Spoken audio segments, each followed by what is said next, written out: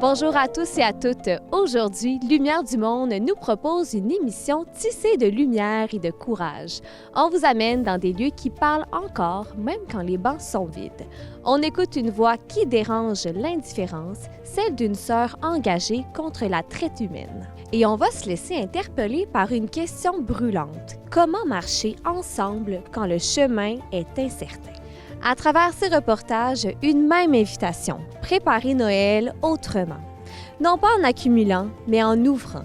Ouvrir les yeux, ouvrir les mains, ouvrir le cœur.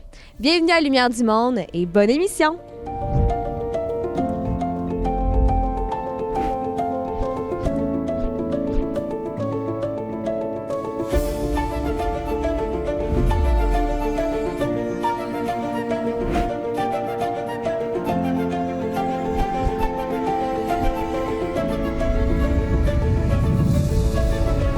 Il y a 2 semaines, on vous présentait un documentaire exceptionnel sur le patrimoine religieux de notre diocèse.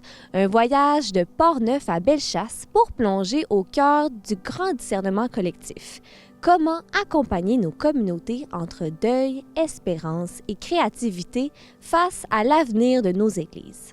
Et pendant cette belle tournée, on en a profité pour réaliser une série de capsules Visite Express pour vous faire découvrir en quelques instants des trésors souvent méconnus de notre patrimoine.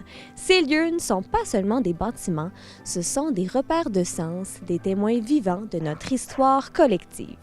On vous en présente maintenant quelques exemples et si vous souhaitez en découvrir davantage ou voir le documentaire au complet, rendez-vous sur ecdq.tv.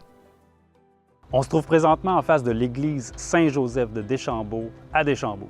Village maritime par excellence, à Deschambault, on a un cimetière formidable avec une anecdote vraiment succulente sur le sujet. Alors, on dit que les anciens pilotes du Saint-Laurent, lorsqu'ils étaient enterrés, préféraient avoir des monuments très élevés, de façon à garder un œil sur le fleuve. Voici la façade de l'église Saint-Joseph par le grand architecte Thomas Baillarger, avec ses 2 clochers signature. Et remarquez tout en haut, le saint patron, Saint-Joseph, de Louis Jobin. Entrez voir les trésors que recèle l'église Saint-Joseph. Des vitraux, une nef à 3 vaisseaux, des statues, des tableaux de roi Audi du 18e, 19e siècle. Amenez-en, il y en a en masse. Ne manquez pas de jeter un coup d'œil à la lampe de sanctuaire de Laurent Amiotte, le plus grand orfèvre de sa génération, qui date de 1804 et qui est en argent. On se le fait souvent se demander. Non, c'est pas un Casavant, c'est un Samuel S. Warren & Son. Ça vient de Toronto, ça date de 1892. Mais cet orgue-là fait la fierté du cœur du patrimoine de Deschambault. Nous sommes devant le vieux presbytère de Deschambault. Le vieux presbytère, ben oui, on a eu 3 presbytères à Deschambault. C'est le deuxième vieux, mais on l'appelle le vieux. C'est un centre d'exposition en art contemporain qui est animé par Culture et Patrimoine Deschambault-Grondines. On vous attend.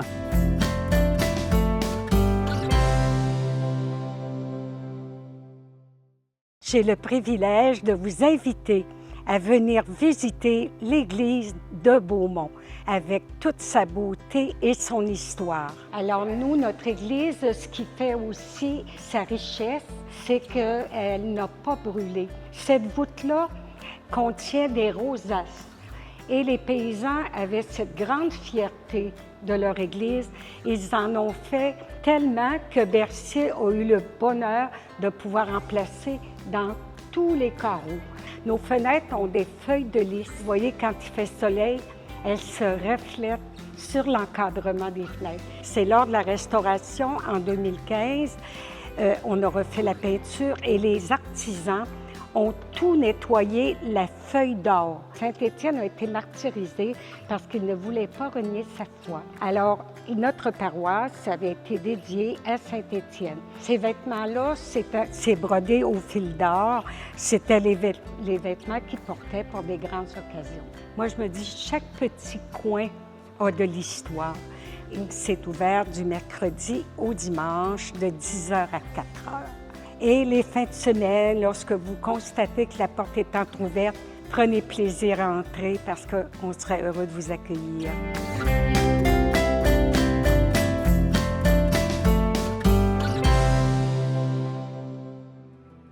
Derrière les chiffres et les lois, il y a des visages. Et derrière ces visages, des voix qui refusent de se taire. Dans ce prochain reportage, on rencontre Sœur Isabelle Couillard, une femme de foi et d'action engagée contre la traite humaine au Canada et à l'international. À travers son témoignage, on découvre un réseau de solidarité, de formation et de plaidoyer porté par des communautés religieuses qui refusent l'indifférence. Un regard lucide, un appel à la justice et une lumière qui traverse l'ombre. On pense souvent qu'au Canada, il n'y a pas de traite, mais oui, il y a de la traite humaine ici même.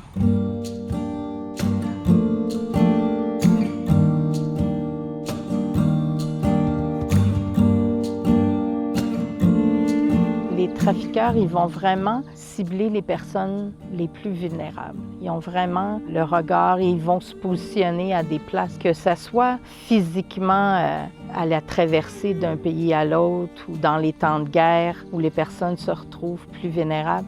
Mais des fois, ça va être au terminus d'autobus à Montréal parce que une enfant qui a été victime d'abus ou de violence dans sa famille va faire une fugue, va se ramasser à Montréal et là, ils vont la voir sortir l'autobus puis ils vont être capables de faire comme elle ne sait pas où elle s'en va, elle n'a personne, ils vont se faire amis, puis ils vont vraiment travailler sur les vulnérabilités.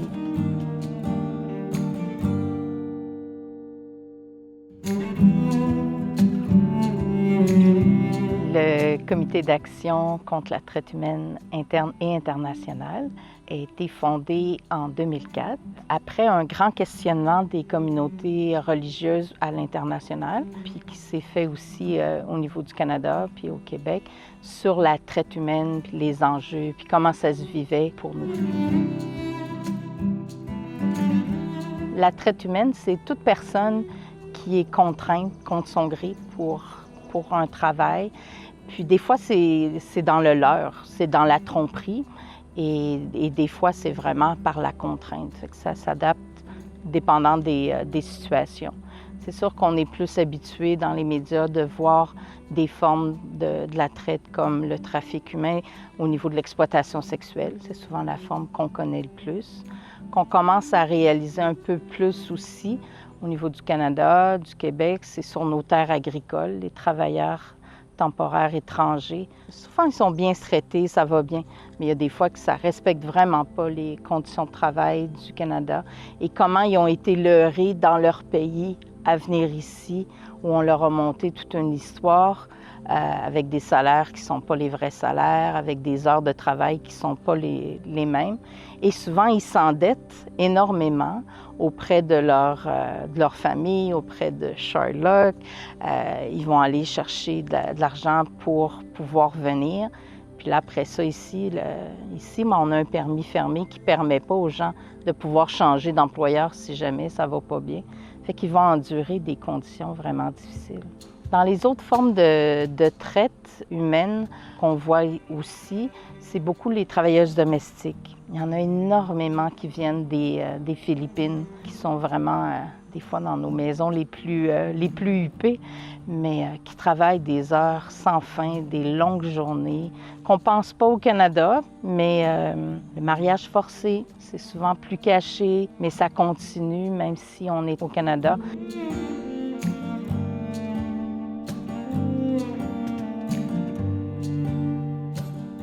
Au niveau du CATI, pour nous, c'est important de faire de la prévention.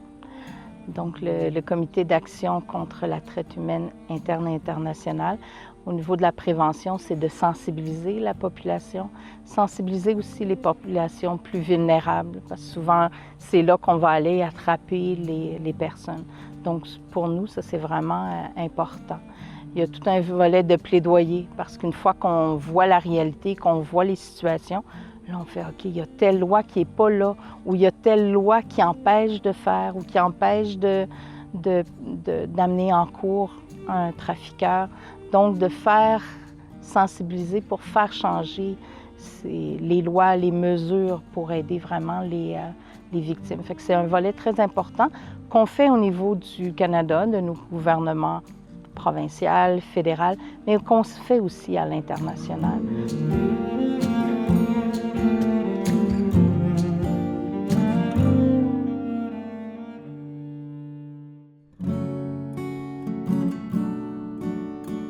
Au niveau du comité d'action, on a aussi tout le volet de formation qui est important, formation au niveau de nos membres, puis aussi formation au niveau de la nouvelle génération.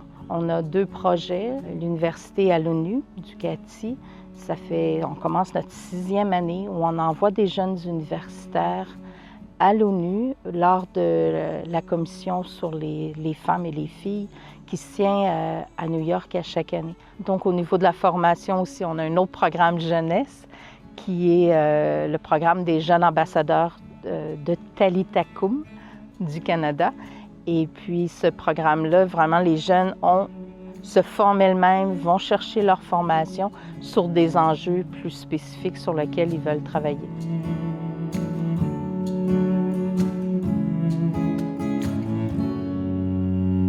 Donc, tout cet engagement-là, c'est sûr que c'est alimenté profondément dans mon engagement comme religieuse, puis dans mon appel profond.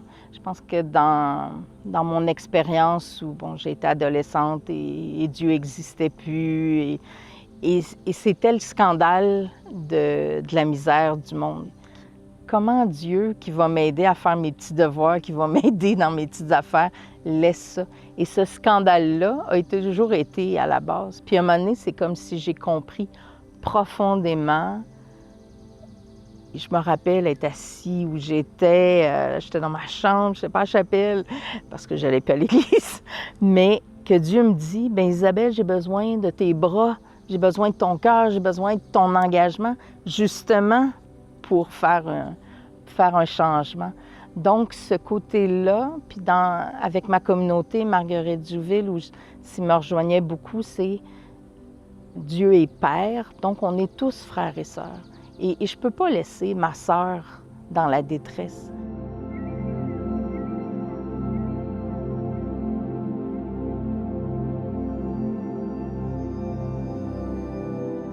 Dans le livre de l'Exode, au chapitre 3, le Dieu qui se révèle à Moïse, c'est un Dieu qui a entendu les cris de son peuple. Non seulement il a entendu les cris de son peuple, mais il descend.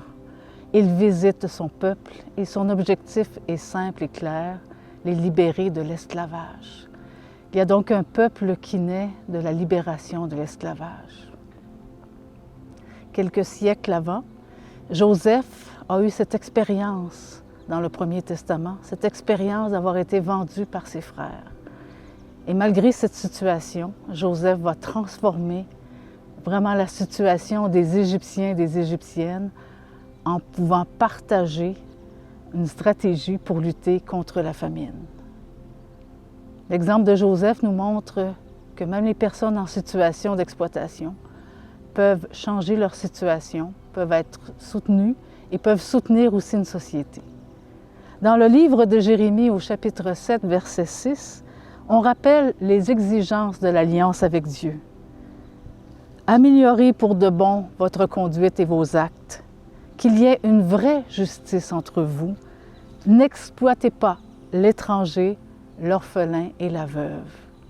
C'est la trilogie des plus vulnérables et des plus pauvres dans la Bible. L'étranger, l'orphelin et la veuve. Et finalement, peut-être un autre texte que nous pouvons regarder, c'est les ouvriers de la 11e heure au chapitre 20 de l'Évangile de Matthieu. À la dernière minute, les derniers ouvriers qui ont été engagés, reçoivent le même salaire que les premiers. Et malgré la protestation des premiers ouvriers qui se plaignent de ne pas avoir le surplus alors qu'ils ont le même salaire que les derniers, il y a là une interpellation. Les premiers seront les derniers et les derniers seront les premiers. N'est-ce pas une manière de reconnaître la dignité de toute personne? Et c'est le témoignage de sœur Isabelle qui nous rappelle que toute victime de traite, tout survivant, survivante, ce sont d'abord des personnes qui ont une dignité et cette dignité, elle est sacrée, elle est très importante. Et c'est l'enseignement aussi social de l'Église. La dignité des personnes, c'est au cœur de l'engagement social des chrétiens et des chrétiennes. Notre sainte patronne, c'est Sainte Joséphine Bakhita. C'est une femme qui vient du Soudan, qui a été victime de traite humaine vraiment horrifiques dans plusieurs années de vie. Et puis,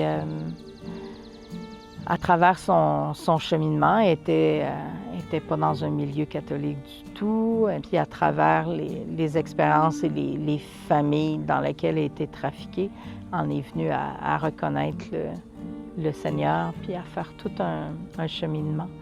Donc, pour nous, c'est vraiment on la fête à chaque année le 8 février, et c'est vraiment une journée de prière et de réflexion que le pape a demandé qu'on fasse au niveau de l'Église pour réfléchir sur ces enjeux-là, prier pour les personnes, mais aussi réfléchir, voir les actions qu'on peut faire. Marcher ensemble, c'est plus qu'un slogan, c'est un défi. Dans cette prochaine capsule de notre série Éclat de grâce, Valérie nous invite à réfléchir à la synodalité. Pas comme un concept, mais comme une manière d'être Église. Une Église qui écoute, qui dialogue, qui avance, même quand le chemin n'est pas tout à fait droit. J'hésitais pour le modèle plutôt pyramidal ou bien, comme ça, mettons, synodal, hélicoïdal. As-tu déjà essayé de dire synode sur la synodalité, mais vraiment vite, genre synode sur la synodalité? Synode sur la synodalité, synode sur la synodalité.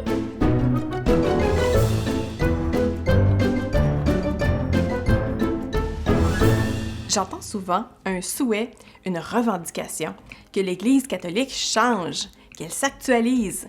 Un des reproches, c'est son style d'organisation qui apparaît comme très hiérarchique. Bonne nouvelle, l'Église a décidé de faire bouger ça. C'est un gros bateau, l'Église, ça prend du temps à virer. C'est pourquoi on travaille cette transition-là pendant quelques années.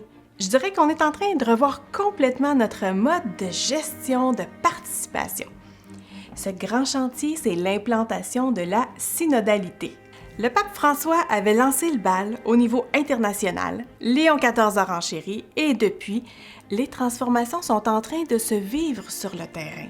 Dans le diocèse de Québec, ces temps-ci, on est rendu à organiser des séances de travail en grands groupes de tous les secteurs. Les équipes responsables des paroisses, les groupes, les associations, les communautés religieuses. On rassemble chaque fois des dizaines de personnes et là, qu'est-ce qu'on fait? On s'entraîne pendant une journée, concrètement, à des pratiques synodales. Être redevable, être collégial, consulter, délibérer, discerner, être co-responsable. Quand on met en place tout ça, on améliore vraiment nos façons de travailler, beaucoup plus en équipe. Quand on rencontre les intervenants, les intervenantes, on leur fait aussi expérimenter une méthode de réflexion en équipe qui s'appelle la conversation dans l'esprit. Ça sonne étrange, mais c'est assez simple, je vous rassure. Ça implique quelques tours de parole sur un sujet donné, beaucoup d'écoute et du temps pour voir surgir les points de convergence, sachant que c'est une belle façon de prêter l'oreille à ce que Dieu veut nous proposer. Bref, dans notre coin de pays, on voit un bel engouement pour cette transformation. Les gens repartent très contents de ces occasions de formation. Au diocèse de Québec, il y a 5 rencontres diocésaines cette année et plus encore dans les communautés qui s'approprient les outils. Et c'est comme ça que, petit à petit, on change une culture. Et c'est absolument nécessaire d'aller dans cette direction-là aujourd'hui. Noël approche et pendant que certains décorent leur maison, d'autres n'en ont pas. Cette capsule nous invite à sortir de notre confort et à aller vers ceux qui vivent dans la rue, avec un geste, un regard, une présence.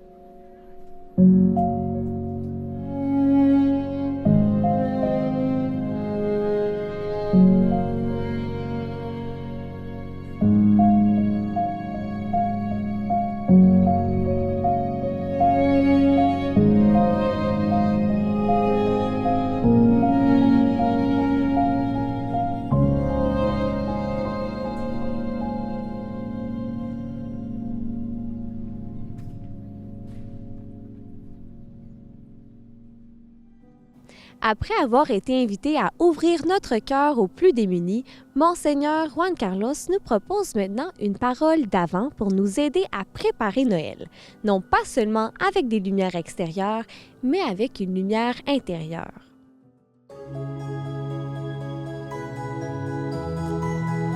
Chers frères et sœurs, que la paix soit avec vous. Nous avons commencé la semaine dernière le temps de l'Avent. Je souhaite de tout cœur qu'il soit pour chacun et chacune de vous un moment privilégié pour laisser la parole de Dieu éclairer votre vie. Que la préparation de votre cœur pour accueillir l'enfant de la crèche vous remplisse d'amour, de tendresse, de joie, d'espérance et apporte à votre esprit une paix vraie et profonde. En ce deuxième dimanche de l'Avent, la liturgie de l'Église nous rappelle quelque chose de très simple et de très beau. Le royaume des cieux est tout proche. Le Seigneur vient. Il vient vers nous, non pas de loin, bien sûr, mais en se faisant très proche de notre histoire, de notre réalité, de nos familles, de nos joies et de nos fragilités.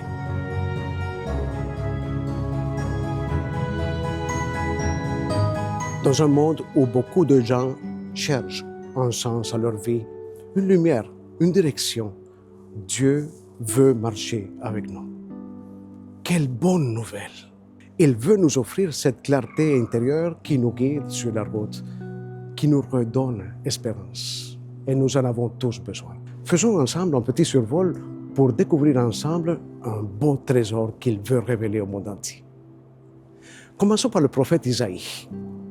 Il nous annonce un germe, et ce germe pousse d'une souche apparemment morte. C'est le Seigneur, bien sûr, et il apporte justice, paix et harmonie au monde entier. Puis, nous avons le psaume 71. Ils chantent la bonté et la beauté de notre Dieu qui prend soin des plus petits. Et tout cela par amour. Ensuite, nous avons Saint Paul dans la deuxième lecture. Il nous rappelle avec douceur et avec conviction que la parole de Dieu nous a été donnée pour nourrir notre espérance. Finissons par l'Évangile, où nous avons Jean-Baptiste. Il nous lance son appel chaleureux, mais à la fois exigeant à produire un fruit digne de la conversion. Le voyez-vous? C'est de toute beauté. C'est un message chargé d'espérance, de douceur. Alors, chers diocésains et diocésaines, laissons la parole nous toucher. Laissons Dieu purifier ce qui en nous a besoin d'être transformé, allégé, guéri. Il ne le fera pas pour nous juger, bien sûr, mais pour nous rendre plus libres, plus vrais, plus capables d'aimer et d'être aimés.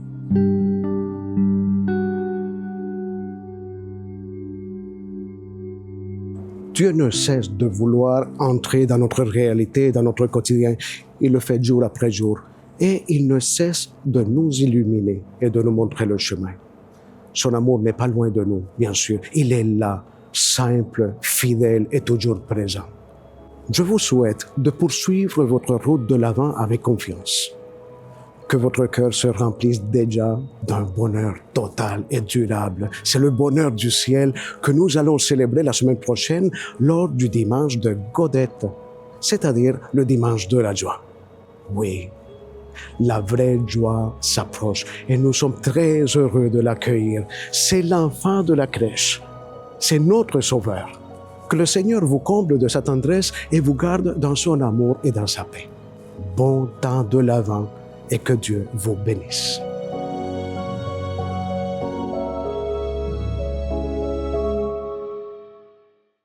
Dans l'évangile de ce dimanche, Jean le Baptiste nous crie dans le désert « Préparez le chemin du Seigneur, aplanissez sa route ». Une parole forte qui nous invite à ne pas attendre passivement Noël, mais à nous mettre en marche. Alors cette semaine, pourquoi ne pas poser un geste d'avant? Un geste qui prépare la route dans notre cœur, dans notre famille, dans notre communauté. Un pardon offert, une écoute sincère, une lumière allumée pour quelqu'un qui doute. Parce que c'est là, dans ces gestes simples, que le Seigneur vient. Bonne route vers Noël et à la prochaine!